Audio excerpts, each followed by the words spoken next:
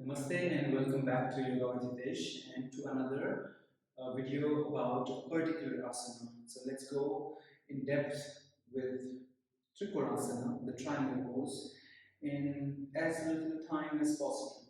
Okay, so Trikonasana, the name triangle. Tri is tri, Kon is angle. So the asana, the posture is makes your body look like a triangle. Okay. So what I will tell you today about this asana is one, in how many ways can you do it, because you will have different flexibility in your body and different people watching will have different flexibility. So depending on your body, what are all the variations that you can tune into and still make this asana work for you? And what are some basics to understand so that you can keep your form and derive more benefits out of the practice? Okay, so without further ado, let's begin. So what you do is ideally you open your legs wider than the shoulder width. So you could start with something like this. In time, what you could do is you could keep increasing the distance between the legs. It makes it more and more challenging. So remember, the first thing is to begin just by slightly wider than your shoulder.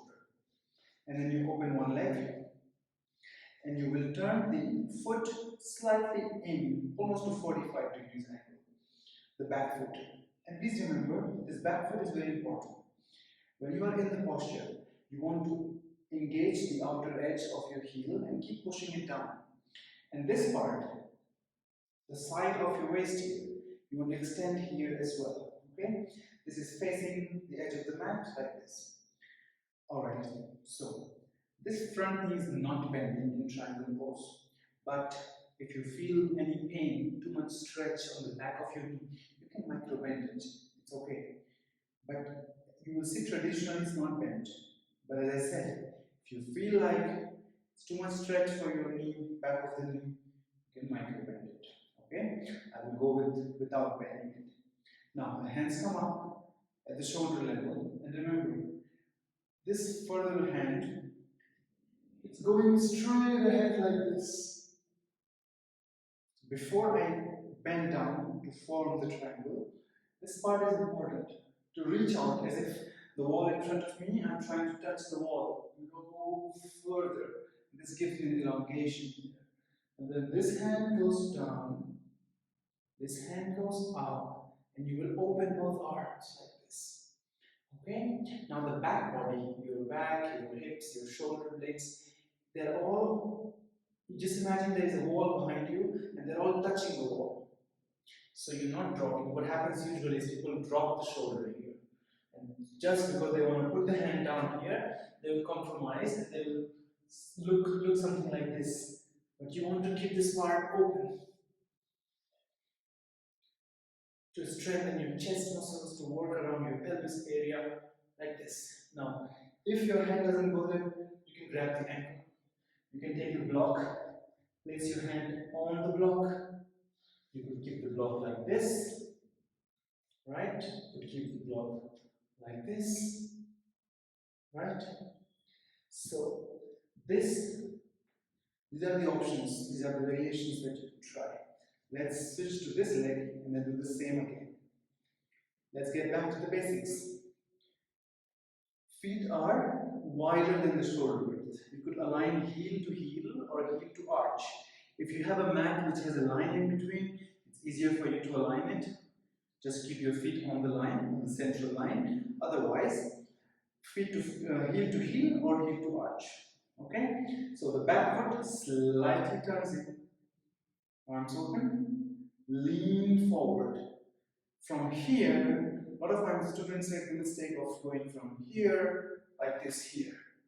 We want to avoid this. From here, we want to go further, reach further, and then bring this hand down, this hand up, and keep opening. From here, keep opening like this.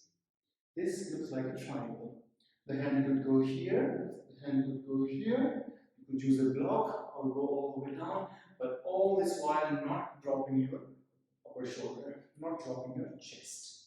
Right? And don't forget, once you're here, your pressing actively on the outer edge of your back foot and engaging the pelvis area, the hips, the lower back, the waist, like this.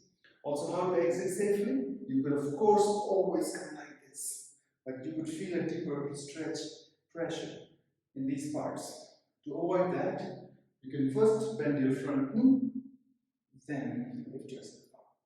I hope I'm not going too fast. If you feel like that, you can always pause, go back, make sure you understand, and then move further. Alright, now, as you move further in your practice, you could open your legs wider. All this while remembering to protect the knee. Your knee and your wrists. Once they get injured, it takes a lot of time for healing. So make sure that you're not in a hurry. This practice, yoga practice, is all about patience and continuous, consistent practice. So there is no need to hurry. Just show up regularly and your body will open and you will see the benefits in time. But if you push, you break something, get out of the mat for 6 months or so, and you lose your motivation. So safety first, yeah? Now, the legs go out, you protect your knee, you reach out, and this time you could call it extended triangle. You could 2 fingers and thumb grab the big toe, and then from here, right? Everything else is the same. If you stay here for 10 deep breaths, you have the time to focus on pressing the outer edge of the leg, keeping your chest open, not dropping your shoulder, imagining the wall behind you and feeling the whole back body touching the wall, right? You could come up from here, or you could first bend the front knee, come up safely. Change the side and do the same. Lean, reach out, and up. Another thing you will always notice that on one side you have more flexibility than the other. When that happens, it's natural. Everybody, almost everybody I know, is more flexible or more balanced or more stronger on one side. So don't force the side that is weaker or less flexible or less strong. Okay.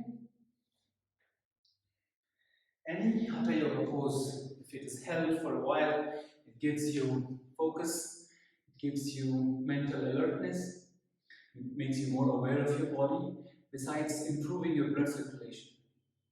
And this particular posture makes your feet strong, makes your ankles strong, gives you strong stability, yeah?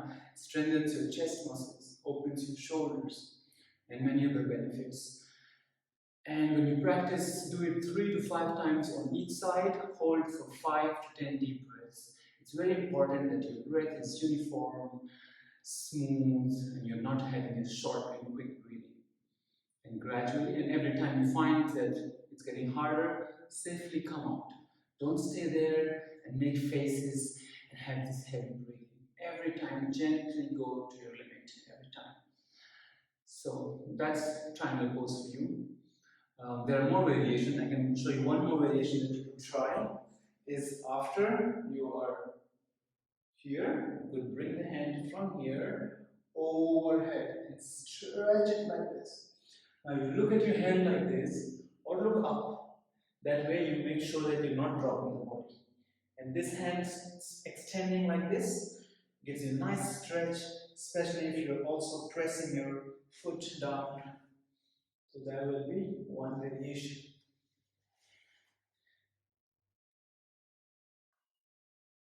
Like this now, or looking like this.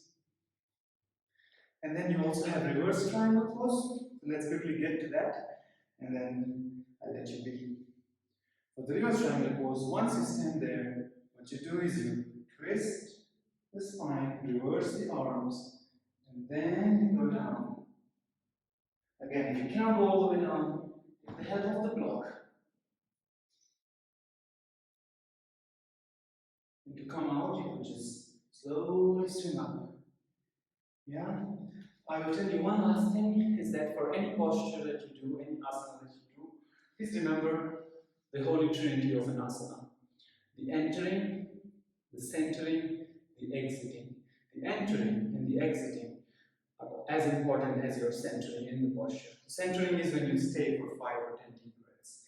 Entering is how you get into the posture.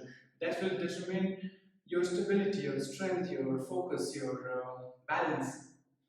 And your exiting will keep you safe, will make sure that you are not living in a hurry and you are fully connected to the very end of the posture.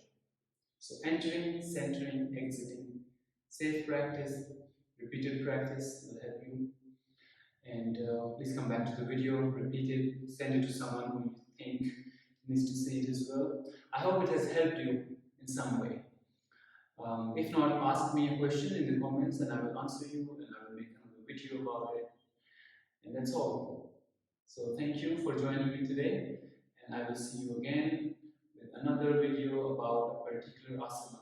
Please do check out the channel for monthly yoga challenges, vinyasa yoga challenges, beginner level hatha yoga challenges, and other practices. Have a good day. Namaste.